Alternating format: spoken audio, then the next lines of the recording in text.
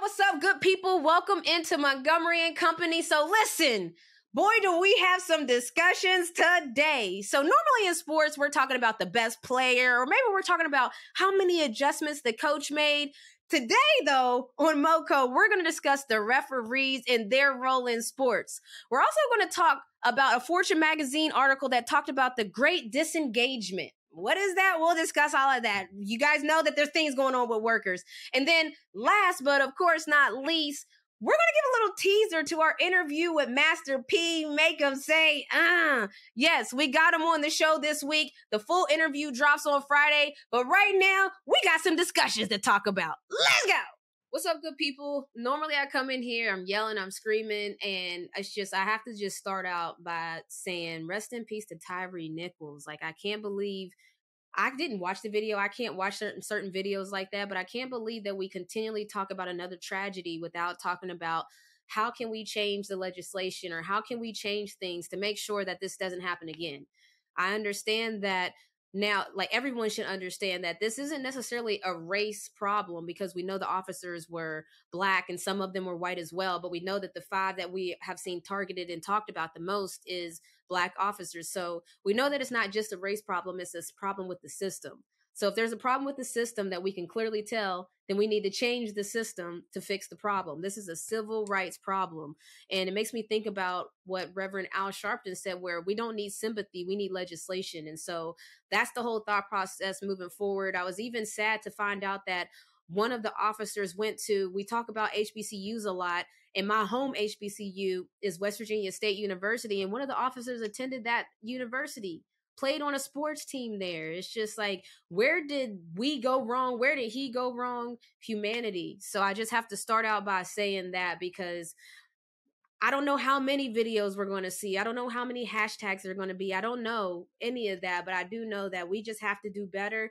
And a way to do better is take it out of the human hands and the human error part. Obviously, policing does involve that, but we need some type of reform. We need some type of new legislation. We need something different to fix a real civil rights problem of not valuing lives, Black lives at that matter. And now, speaking of America and the problems that we need to fix, our USA basketball team, which is America's team, they announced who will be attending the training camp. And I'm going to just read it from here to make sure I don't miss anyone. But there will be 15 athletes, including 11 who have claimed a combined 26 Olympic and Women's Cup gold medals. That squad will be Ariel Atkins, Nafisha Collier, Kalia Copper, Elena Deladon, Alicia Gray. Let's go. You already know that's the dream player. If you haven't heard, listen to our last episode where we talked to her. Benija Laney, Sabrina Ionescu, Angel McCautry. Let's go. Kelsey Plum, Diana Taurasi, the GOAT, is pulling up, and Jackie Young. And now also expected to attend USA basketball alumni Natasha Howard, Marina Mabry, Arike Agumbawale, and Brianna Turner. So listen, it's going to be, USA basketball has a standard of excellence only. Gold medals is typically the only medal that happens. It's called Operation Gold for a reason. So shouts to everyone that's going to be attending the USA basketball women's national team training camp. Let's go. Okay, so there was the Lakers versus Boston game where LeBron didn't get a call at the end. And then there was the AFC Championship game where the Bengals fans felt like they got cheated. The topic of discussion is referees and do they hold too much power to control a game? Now, it's such a big conversation that Tim Legler, the head of the NBA officials, was on First Take today. You know, they normally have basketball athletes, celebrities, who's who. They got the NBA head of official on First Take today to talk to Stephen A. Smith. It's Tim Legler is his name. That is that man's name, okay? And if that ain't his name, I'm sorry to whoever that man is, but I thought they said Tim Legler.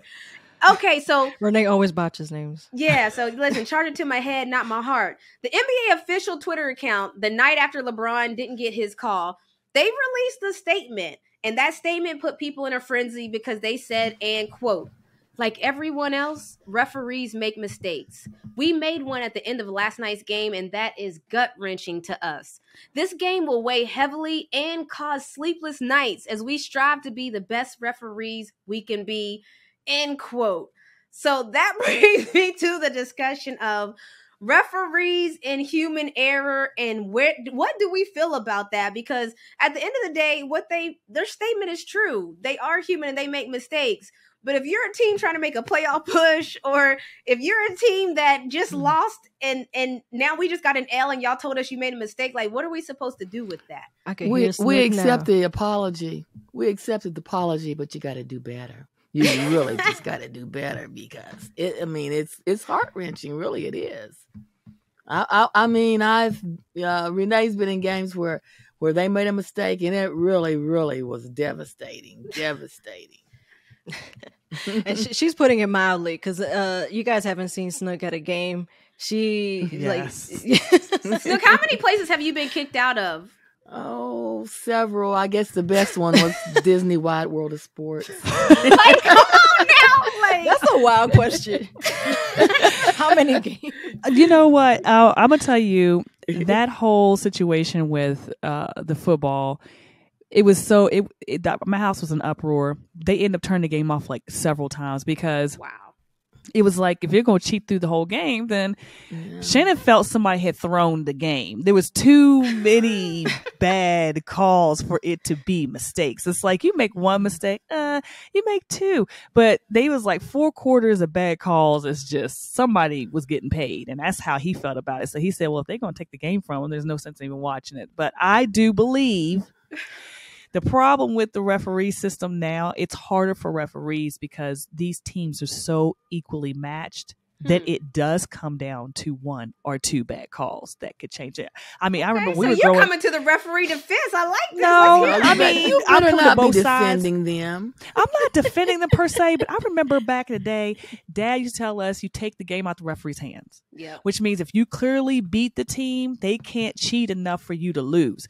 But now they can try. Listen to this though. Wait a minute. Choose that, man. Please. I think This is my because opinion. the fact that you have to say we used to do this though. This is real talk. Like, we have to be like, you got to get up so much that in case the referees have a series of bad calls or a series of bad plays, that's the point that everybody's trying to make. At what point is it not okay that we understand that there's going to be a little bit too much human error? Juju, what you got to think about this? Like, this the point right now. It's not okay, especially let alone for the people around the world who enjoy the company we work for, DraftKings.com. Salute to y'all guys. True. What if we had the spread in a certain way and LeBron was about to win the game and now $500 turns into kaputs?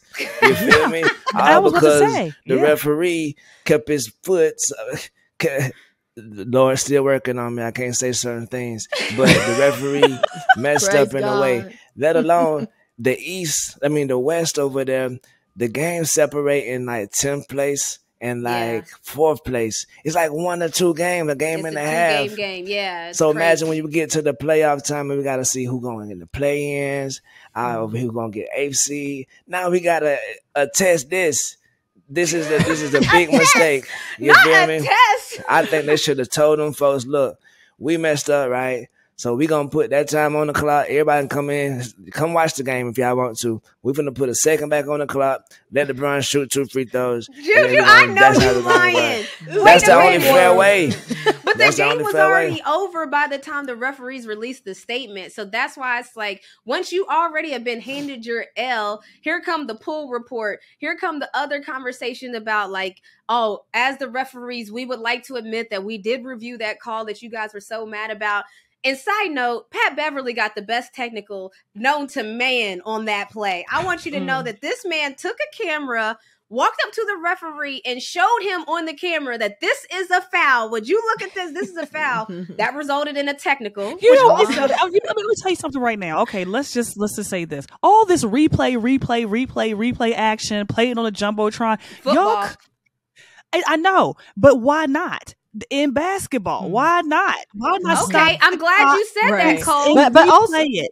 And also, what good does it do for the refs to come out with a statement after the game is over? There has to be some kind of repercussion or something, because I know, like, that could kill somebody's soul. I mean, especially I saw the way LeBron took that. He didn't take that very well, you know. Man. And my thing is too,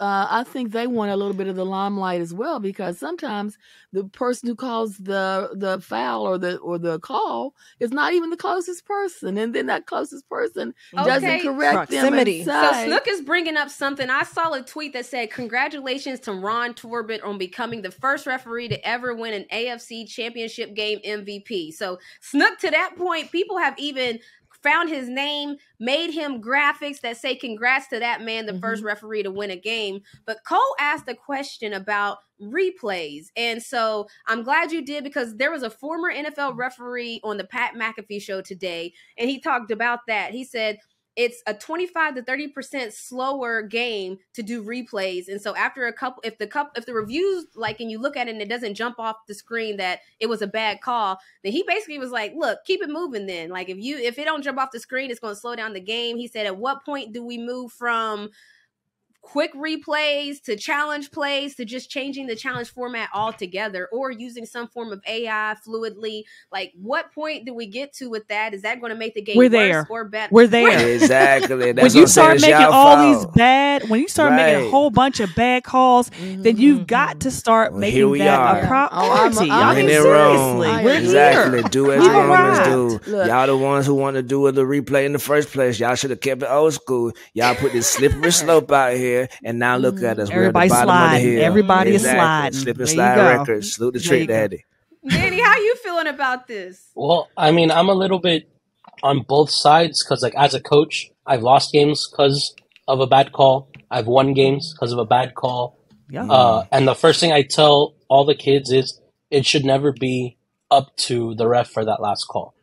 So to defend the refs, LeBron James should never have been in that situation where he lost the game because of a bad call. That's one. And at the end of the day, listen, as a coach, that's what you tell your kids. Whether in a realistic game, because of the talent is neck and neck and this and that's part of the game. But as a coach, what if the other team got Jason Tatum and Jaylen Brown and all them, and you lucky to be in this game in the first damn place? That's where I'm getting to the other side. Now, ironically, the sport I coach, the kids and the coaches are also the refs. So it's volleyball, right? You coach volleyball. So in volleyball, in the club circuit and the high school circuit, you don't have 2 or 3 referees like you do in the NBA and the NFL. It's one referee up on the top. The coach is normally the second referee, and the kids are the rest of the referees. So the ones calling it in and out are the kids. The ones taking the score are the kids. So bad calls. This should never be basketball. I'm gonna tell you right now. Correct. So a similar call happened to me this past weekend at a tournament where I made a call and it was the correct call at the moment.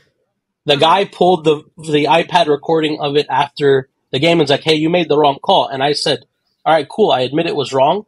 But he even said, from where you were standing, you were going to make that like you would have made the bad call. What happened after you made that bad call, though? Who won? Let's see what happened here. The other team.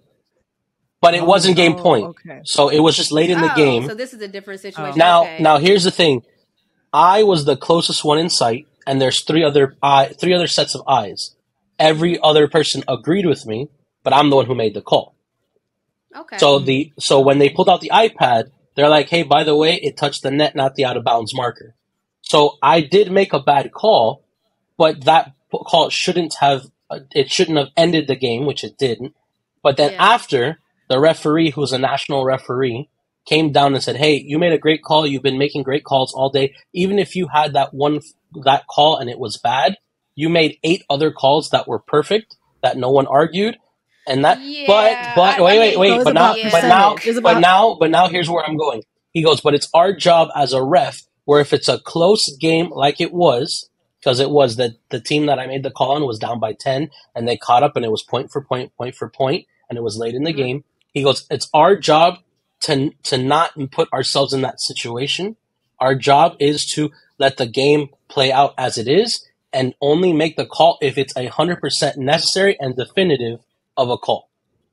So the ref even LeBron's said was 100% definitive. This situation does not apply at all. No, but I'm saying that it does because that's where I'm saying that ref shouldn't have made the call because it's at that point it's a tight game. The ref should have let it go. So it's an unnecessary battle almost. So look, we got it. You was cheating, okay, but at the end of the day, like you said earlier, LeBron. He did travel, but in that same sentiment, what he said, he traveled on that play. You feel me? Juju, I know you lying if you talk about travel in the NBA. Like in general. But what I'm saying, so what I'm saying is he traveled on that same play, you know what I mean? And that's then he legal. didn't get the call and didn't get the call. So it's like say they no, go around, Juju. No, because the NBA travel wait a minute. Listen, Hold on. NBA goes all the way around the world and traveling. I mean, look, wait a second. Y'all not gonna jump down my throat because I say LeBron travel. I know they don't call it. What they got to do with me? He won't. Because that's a legal play in the NBA. You're saying LeBron a travel is not a legal play. Travel is legal if they never call it. Why you gonna start calling something different at the end of the game? Okay, but they say they don't call it. Look, whoa. Because this is like, as a player, I would be like, if the ref automatically started calling things that they don't call all the first 4 quarters of the game, and you call it on the last play on the game. He clearly walked. Okay, what I'm saying we is, gotta find one of them highlight clips where it shows how many times NBA players walk and how many. No, I've seen it. I've seen it. The salute to the Devin guy. He be calling them out online. I'm not saying this is good. I'm saying to Danny's sentiment. He's saying, okay, cool. Certain things you got. Certain things that got you to this point, you kind of did this. He walked on the play and didn't get the call, so it kind of evened out for real. So you're saying that both of them did something wrong in that same play, and none of them got called out. I'm saying these referees get paid. I'm saying these referees get paid hundreds of thousands of dollars, depending on the sport, a year to make calls. That's another thing. And okay, I agree with everything you're saying. I get what you're saying, Jude. You're saying, no, I'm agreeing with you. I'm saying, wow, preach, Cole. Okay, so my thing is, we have 2 and 3 and 4 pairs of eyes in the NFL. I don't even know how many referees they have. We see the main ones, but they got referees all over the place. So wow, I don't see how. Let's go back to football real quick. I don't see how that happened. And I don't see how it happens in basketball because the thing is that court, there's 3 sets. If somebody caught it, I mean, I'm just saying, I agree with what Juju said. Juju said, yeah, he walked, so he got fouled. It evened out. Okay, you shouldn't have walked it. Okay, I see what you're saying there. But at the end of the day, there were 3 refs, or how many of the refs are sitting there watching, people up in the boxes and everything. What's going on? They have national refs. With basketball, they can't review a non-foul call. Is not reviewable in basketball. But here's the thing. This is literally what they teach you in basketball. End of the play, they say, drive to the basket hard. Don't settle for a jump shot because the refs ain't going to call a foul there, right? And a lot of times they teach you in basketball as well on the other side of the coin, because we like to be on the other side. They tell you that the putback is what wins most game winners because somebody either misses the first shot or something like that. But my question is to the obvious calls. Like, if it's a block charge call, that's called a bang bang. And I'm like, you know what? That happens fast that it's like you can't see it. When it's a blatant, like Jason Tatum, he actually like reared back. So it looks like automatically, I don't want you to assume it's going to be a foul. But it already looks like it's going to be a foul. You're standing there for a game winner play as a ref right there on the baseline where it happened. I can't understand that type of error. Well, it's like I can understand the bang bangs, block charge. Oh, that one's hard. Even if it went out of bounds, who did it tap last? Look, I'll give it to the refs all day on those type of bang bang plays.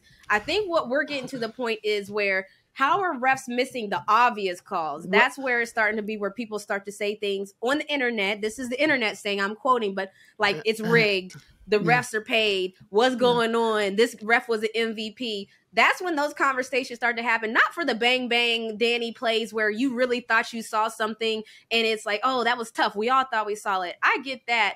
If somebody goes like this on the last play, game winner play of the game, I just feel like you've elevated to the NBA status to be able to make that call correctly. That's where I think the conversation is. Well, what gets me too is when, they make a call and then, then they run together and they get that little huddle and then they come out, and then they still have that same wrong call. Now you done went and you done talked and you. That's what I said. What are y'all huddling up for? And then you come out with the same wrong call. I mean, one of them lets you know that wasn't right, but then you go over there and you talk, and then you come out and you still got that same wrong call. Right. Well, I mean, I think like conspiracy. when that happens, like, and they huddle up, like, they're just confirming or denying the call. So if, like, it's the four of us and Nicole sees something, but Renee, Snook, and I don't see anything, we still have to trust that you made a call.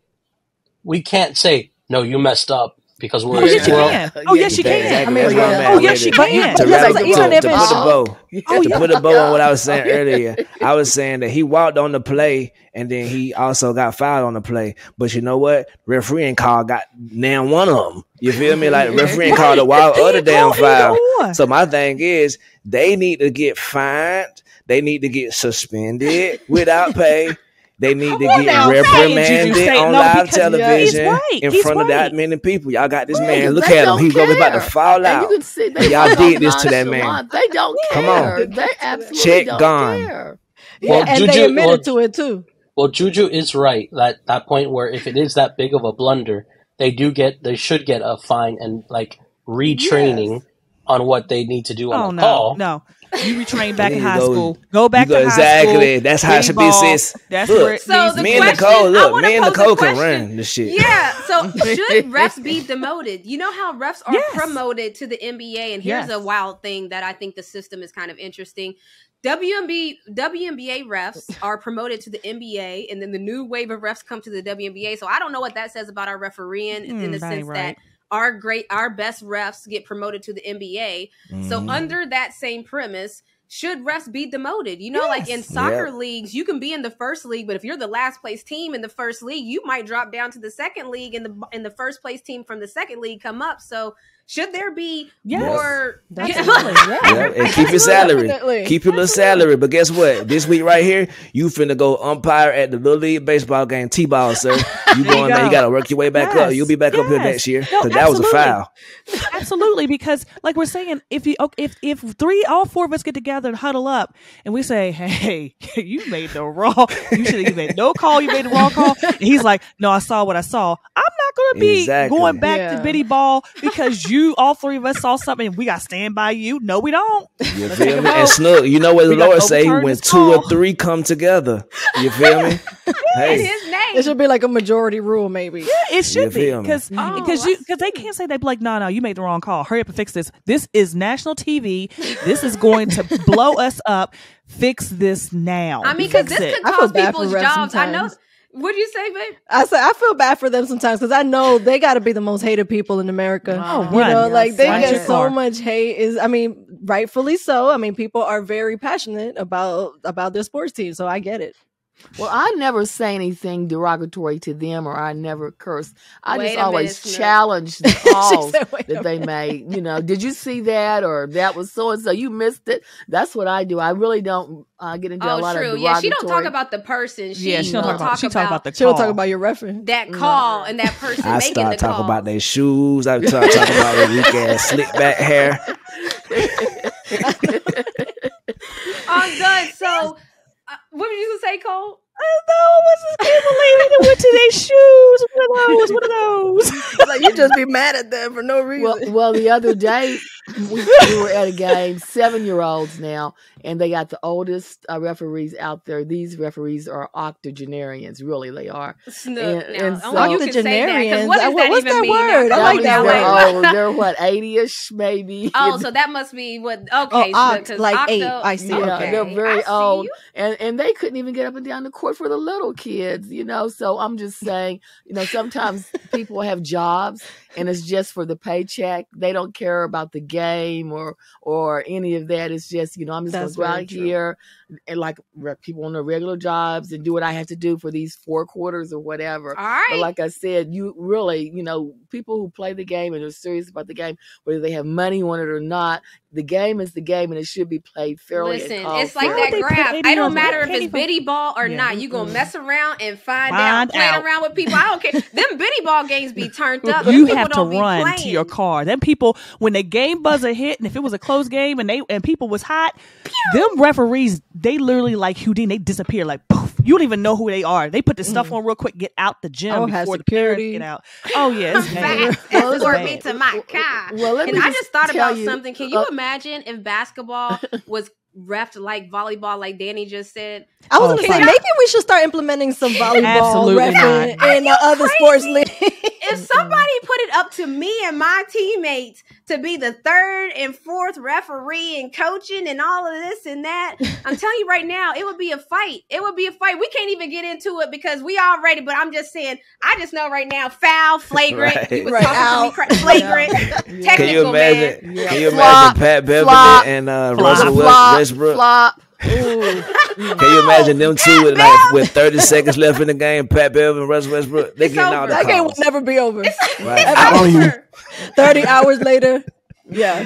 My ball. Man. But listen, the main thing that we are saying, I think we all can agree, is that something has to happen when it comes to referees. The fact that it's such a large topic on every platform, and even the referees themselves are saying, listen, y'all, my bad. We're all humans. We make mistakes. Like, something has to be done, period. So it started with quiet quitting, which turned into the Great Resignation. Now, welcome to the Great Disengagement. According to a recent Fortune magazine article, a feeling of disconnectedness from their employer was found to be the top reason why workers wanted to change jobs in 2022. While last year, CEOs blamed remote work for young employees' sense of isolation from their company and colleagues. Whatever the reason, the reality is that the employee engagement in the U.S. is at its lowest point in a decade, according to a Gallup report published last Wednesday. Now, employees disengaged from work risk mental health issues, missing out on career developments, a caveat of things. And we have an array of generations, 3 generations of men and women, which I love this. So I want to ask, because I think there's just a whole different feel when it comes to work now. You know, I would think that, and Snook, I'm not going to put words into your mouth, but I feel like back in the day, people just assumed you go to work, you clock in on your 9 to 5, and it is what it is. You're probably not going to work after 5. You know, you clock in, clock out type of thing. And then it became to where there's entrepreneurs and there's people building their own businesses. Then there was remote work and every different type of way to where now people don't actually want to work unless they like their job, is what basically that new is basically what that new survey is saying. So I want to hear from you guys. Does it matter if you have a connection to your employer? Does it not matter? What are y'all's feelings on working? Cole's face is cracking me up. Who sits and thinks of this stuff? Listen, these are actual deal, right? You remember when we covered quiet quitting and you said the same thing, and it was all over quiet everything. quitting is different. Quiet quitting is when the employer is pretty much stepping on the necks of everybody under them to get them to do more or pile on more than what they're actually paid or initially was paid to do. This is just like, oh, well, she doesn't say hi to me every day, so I feel like we're disengaged. But think about the younger generation, Cole. They too clingy. If that's the case, you're too clingy. Go to work and go home. I don't understand. I do understand what you're saying. There should be, I do think the job should continue to have career, let's say training and all those things. I think that they should still provide that because a lot of jobs are at home jobs now, but still you still need to have that ability to elevate yourself within your job or within the company. So I do think they still need to have those some kind of incentives or something. Yes, incentives or something like that. But for you to quit your job because you feel like people don't care about you, they don't care about you. All I cared about was the check. Now they didn't have to care as long as the check cares. That's what I said. As long as your money is, as long as your thing that matters is the check. As long as your paper is right, the check cares. We'll see. It depends on the job as well too. I would think because in sports you really can't be like that. That I know a lot of people don't see as sports, but sports was my real job for a long time. And when I played with people that didn't care, no, that's fine because you're a team. Okay. The team has to, that's a different situation.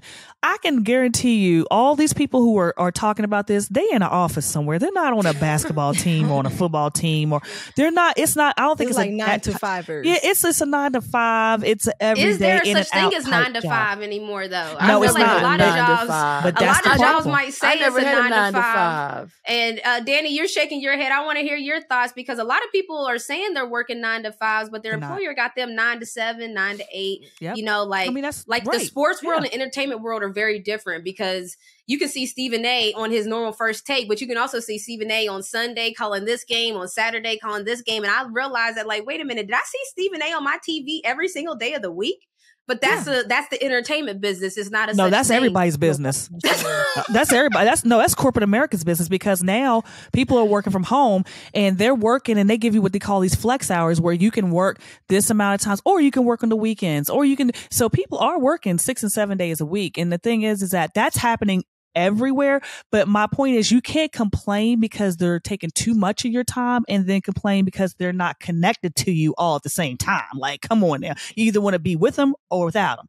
You can't go both ways. Okay. Any other thoughts?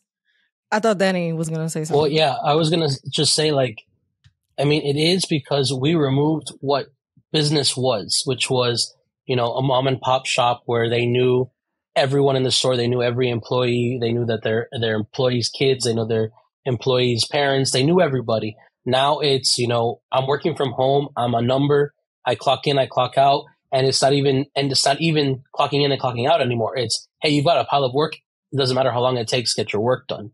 So that's why there's a lot of disengagements because it's become very systematic, not personal. So when people complain about, oh, it's not personal, I mean, yeah, that's why you guys made it that way. Not everyone gets to enjoy their career. Like before I was working like this, I was a high school teacher and my job didn't end at 3:00. Right. My job kept going because we had to grade, we had to input grades, but it didn't end when school ended. So, you know, that's part of the system that everyone created. You can't have both worlds. You have to pick one or the other. That's right. Right. And you said something interesting. You said that not everybody likes the job that they're in. I think that is something, I guess, more new age.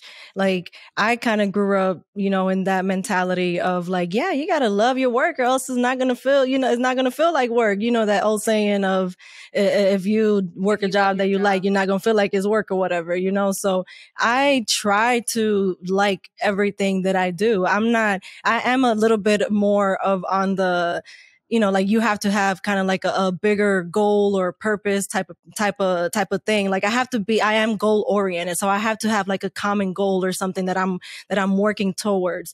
But, I mean, also like I read the article and it said that people don't feel connected to their employer. So it's not even that they don't like them. It's just that they don't feel a connection. So I think that's part of going, you know, that is a little bit more of the new generation too, which I kind of agree with that.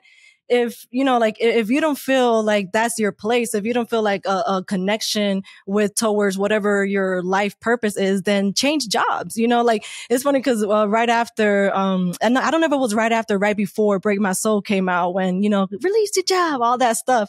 But we were at a thing, and I think I mentioned this on here before, where this woman asked Renee that she told Renee that she was really, it was like a Q&A, and she said that she's really unhappy at her job. Oh, yeah. And so, she kind of was looking for advice. And then basically like the advice that Renee told her was that you need to leave that job because if you don't like that job, it's always going to feel like it's a hamster wheel. So you gotta, even like, I liked everything. I will say I tried to at least make everything likable. Like even when I worked at Delta, like I liked talking to people. So I enjoyed my job, or if not, I will make myself enjoy my job because I do have to enjoy. But that's the deal. You made yourself enjoy your job. These people aren't doing that. They're just complaining and then they're quitting. But I had a connection though. I had a connection because like I believed, but not only that, I believed in the Delta, I guess, ethos is that happy employees better work. So they really, like I was working with them when they changed their uniforms because they wanted the employees to feel like seen and I guess attractive and just more important. And so I really really believed in that mission that I was like, and I was part of that team that kind of made that happen. So we did have like a common goal. So that made me like it. But that's, again, I felt connected to that employer. I don't let me tell you something. I'm gonna tell you right now. If I come to a job and I have looked at all the job requirements and they're gonna pay me what I want to be paid, whether I have a connection or not, I like doing the task. What are you talking about? What do you mean what if they're not paying you what you want to be paid? No, but then you agreed to the job. You agreed to it. You didn't walk in and they say we're not going to give you. That's why I said the progression though of quiet quitting to that, because you might have agreed to a job that was worth that salary, and then all of a sudden, as you get at the job, they add on a little bit more. But that's not connection. Then that's not has nothing to do with connection. Though. But it would have been okay had you had like. See, I think there's like that fine line. I think Juju, you did this. Do you have something to say, Juju? But I think there is a fine line of like needing all of that to align. Juju, what were you going to say? I was going to bring up, because I feel a little different. The Lord say he never give you more than you can bear. And I think that some of us can bear more than the rest of us can. Some of us are bipolar. Some of us struggle with insecurities. Yes. Some of us struggle with depression. So them entering those job spaces is an entirely different experience for them. They actually need this to want to live. They need this to want to survive and keep going. And so they probably come from environments where high school, they were coddled, they were spoiled, or maybe you were the man in high school, you was good at basketball, or you had the center of attention. And now I'm being real world and nobody don't give a damn about you at your job. And that can be a lot for someone who isn't as sturdy minded as you, Nicole. You feel me? It could be tough for them just because they crave that feeling or that connection, or they have lacked that connection up to this point in life. And now they start realizing the midlife crisis for a guy. Oh no, how do I, you know what I mean? Like, it's a lot of different mind games that go into making your job being your universe. Like, my job is my entire universe. Definitely. And at times, whenever I don't communicate with, because we have like at least 17 different podcasts, literally. That's crazy. But we'll take on certain podcasts, and I haven't spoke to the host at all. Haven't introduced, or we haven't been cool or anything. But now my workload is to basically facilitate their dream. And so I would appreciate it if me and that host could talk.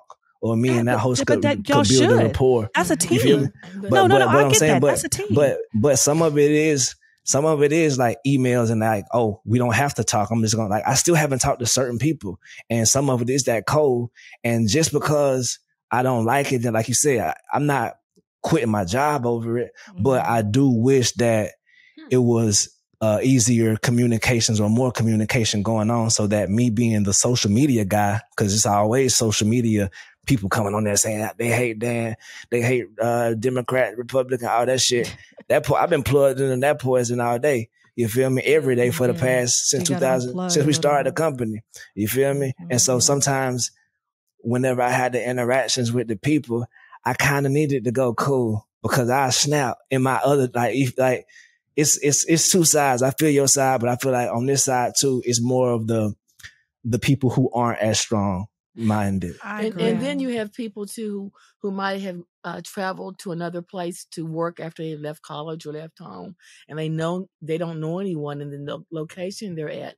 And so when they get this job and they go to this company, they're looking to find some kind of interaction or build some kind of camaraderie with these people, because they don't have, there's no one else there, because this is a new location for them. So sometimes people look for more from the workplace than just a way of making a living. They're looking for making some networking possibilities and some camaraderie as well.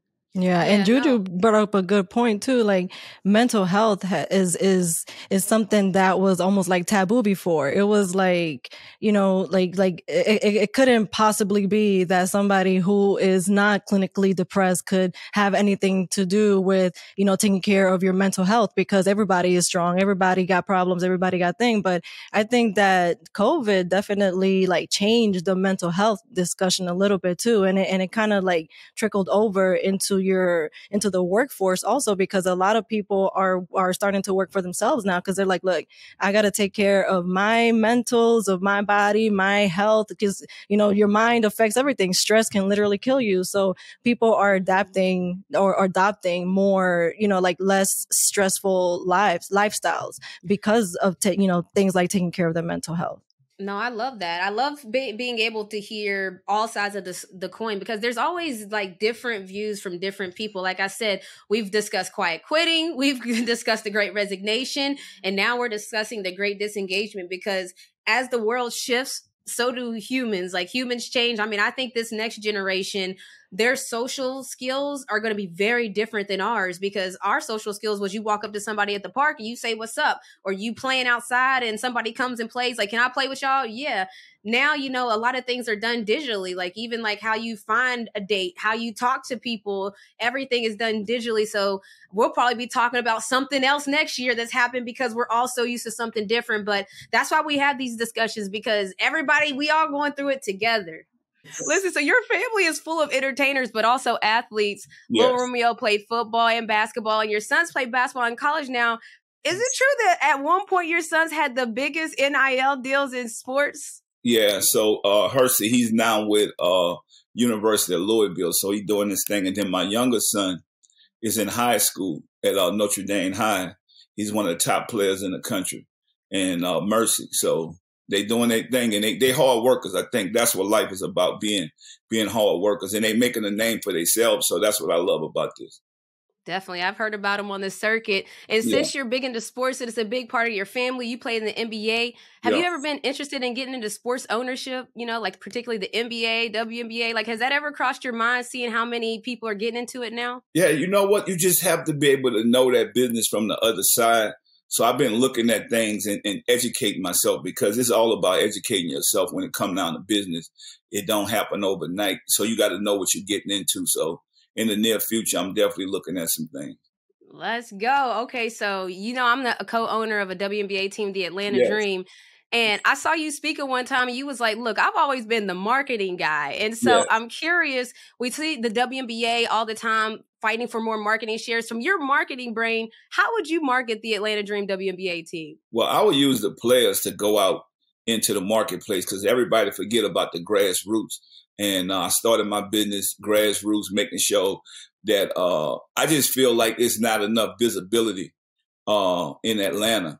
I would have T-shirts everywhere. I mean, if you guys want to go to lunchcart.com and create a T-shirt brand, I'm the chairman of that company.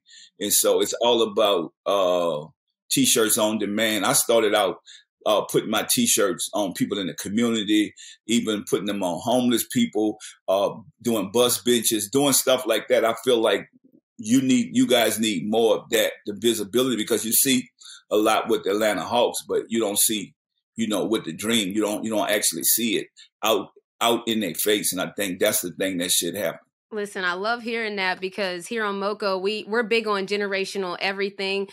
My co-host is my mom, my wife, and my sister. You've built generational wealth. You're building your legacy. Everything that you've done is passed along on that. People say generational wealth building is a full-on family thing. Can you talk about that? Has that been your plan from jump, with starting with No Limit?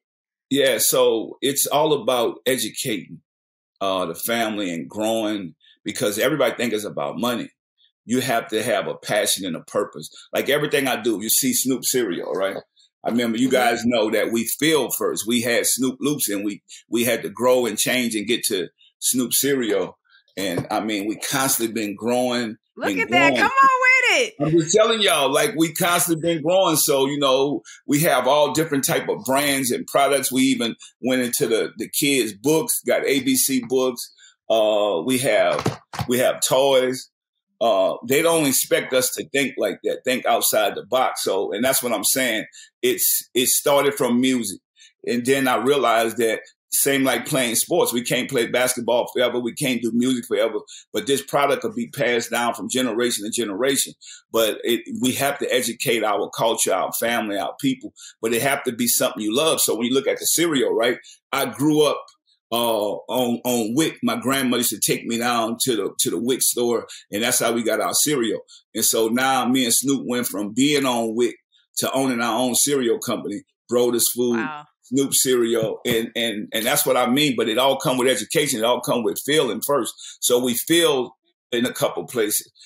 Kellogg's wanted to take us off the shelf. We started at Snoop Loop. We changed it up. We figured it out. Once we got the trademarks for Snoop cereal, then we was off and running. And now June, we'll have cereal everywhere, every store, whether it's Walmart, Target, Albertson, Kroger's, Sam's Clubs.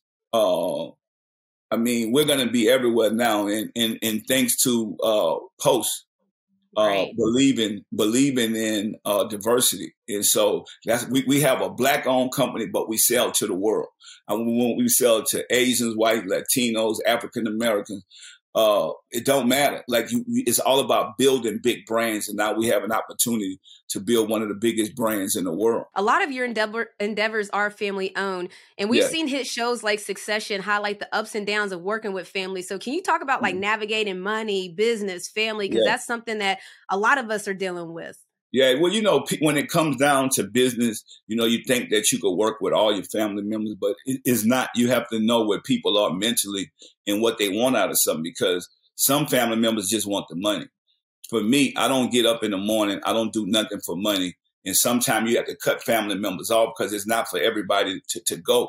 But, the love for your family is always going to be there. But, sometimes it takes, family members going through things, seeing stuff. But our hard work is we can't stop. We won't quit no matter what. And I feel like when you do the right thing, God is going to keep blessing you. Going to keep blessing your family. But you have to be able to communicate and know the ones that want to be down, the ones that want to work. Because some family members just want to be pampered. They want to live off the fruits of your labor. So at the same time, you just got to be able to know who those family members are, and the ones that want to work hard. Then y'all stick together and create those family business. But family business is not for everybody. Being a boss is not for everybody, because everybody say they're a boss, but when it comes down, you got to make sacrifices. And what I mean by you got to know the business, because some business, even with me and Snoop in this business, in the cereal business, you only get paid twice a year. So how many family members could go with getting a check just twice a year? And also, it's marketing. It's getting product on these trucks. It's getting products in these stores, making sure it sell out of these stores, knowing that it's going to be returns. So it's not just, I got a cereal box and we're going to make so much money. No, that's just the beginning of it. Being able to work with distribution companies, being able to communicate, all these different things, being able to take care of your salespeople. So it's a lot. And a lot of people are not willing to take that journey with you. People are just on it for the ride for success. But like I told you, with success come failures. I always, by me playing sports, you don't learn from winning. You learn from losing. And I feel like every loss is a lesson. And so we don't treat it as a loss, but we learn from all our losses. And so I think that's the way I get up in the morning. I think I get up early in the morning. Who want to get up at 5 o'clock in the morning with you? Who want to wait on? You getting up at 5 o'clock in the morning? Get up at 5 o'clock in the morning. Because you know what? By being in the NBA, I was just programmed to do that. And after that, it just kept going. It just kept going. And I use the same tactics that I use playing sports. I use it in my business. And so get up, work out, get ready to start your day off, make all my calls to the East Coast and all this stuff, making sure the marketing, the sales team, everybody's on the same page, because everybody in different places. So I might have to get up and do all my online stuff early in the morning. And so that's how I start my day off, and then start it out, because health is well too. So I got to start it off with making sure that I actually put some work in about my health. And so whether it's walking, jogging, running, getting in the gym with my kids. So I'm pushing them. We all pushing each other. So, my sons asked me the other day, I say, they want to go to the NBA. I say, well, it's going to take a lot of work. And then knowing that you kin to me is really going to take even more work, because, when people think that you handed stuff, no, you got to go make a name for yourself. You got to love this, be passionate. This should be your purpose. You're going to have to make sacrifices. And when they told me that's what I wanted to do, I say, now I got to get up even more early because I got to push them because we getting up like 2,000 to 2,500 shots every morning. So we got to make it happen. We got to make it happen. We got to get up. We working on jumping. Yeah, that's what we doing every morning. If you want to get to the league, you got to be a sharpshooter because the NBA, they want shooters. And so we putting up 2,000 to 2,500 shots. That's what my kids doing. When we get up in the morning, that's the only way you're going to get better. Man, that's lit. And see, a lot of people get stuck when they're trying to find their purpose and you're a multi-talented, I'm going to call you a mogul because that's all you are at this point. Yeah. So how did you go about finding your passion like after music? Well, you know how I found it? I had to do something that I love and getting into these products. So when you look at Aunt Your Mom and Uncle Ben, those were straight mockeries of us. My grandparents used to make me go buy that product. Now I got my own rights. So when you look at LA Great Rice, so we constantly building our own brands and our own products. I used to eat a lot of noodles. I created my own, the Rap Snack Icon noodles. And then cereal. I ate so much cereal. I'm like, you know what? Let me create my own cereal. So those type of things that I'm passionate about, that it just go with my everyday, because I grew up as a kid eating all these different kind of cereals. And I said, you know what? As an adult, let me make my own cereal. Let me feed my people. And the more I make, the more I give. So I'm able to give back. And so every time you buy one of these cereals, you're able to not only have a great tasting product. So that's what I love, because like in sports, we want to be the best on the court. Now, for me in the product game, I want to have the best tasting product. I feel like we got flavor. We got some of the best flavor in the world. So when people taste my product, they're going to be like, I love this. This could be in a brown paper bag. I got to have another one. So when people come to Walmart, they're going to be like, oh, I got to go back and get the Snoop cereal because it tastes so good. Man, that's crazy. So you got the Snoop cereal. Now, Rap Snacks has taken off. Like I see Rap Snacks. It's not even just at the corner store. It's at every store. It's the branding is there. Talk about Rap Snacks, because I mean that you said flavor. Look, you talking about some flavor? We got flavor. That's the Snoop.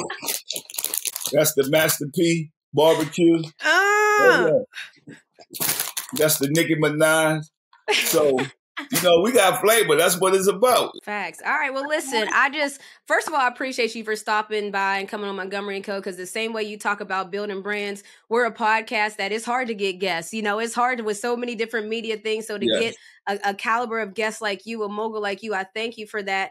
And Snoop cereal, when is it going to be out now? Like, where can, tell us everything everywhere. You need to tell us. Everywhere, June. Snoop cereal. Go to snoopcereal.com or go to brodersfood.com and get the hookup. But June, wherever you go, Walmart, Target, 7-Eleven, Kroger's, Albertson, wherever you go buy your cereal or buy your food, you'll be able to get Snoop cereal.